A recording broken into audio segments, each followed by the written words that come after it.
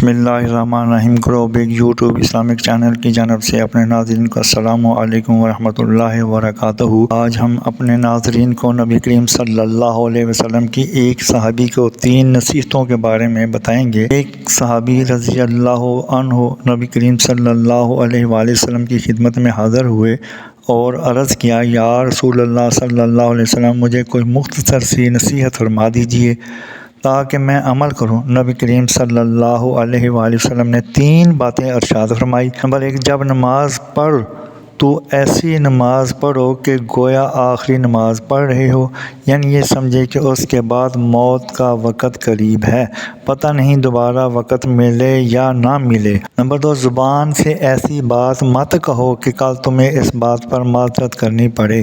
اگر کسی کی غیبت کر دی، کسی کو برا بھلا کہہ دیا یا کسی کا دل دکھایا، ایسی باتیں ہیں کہ بعد میں اس پر معافیاں مانگنی پڑتی ہیں، پہلے ہی خیال کر لو، اپنی عزت کو بچاؤ۔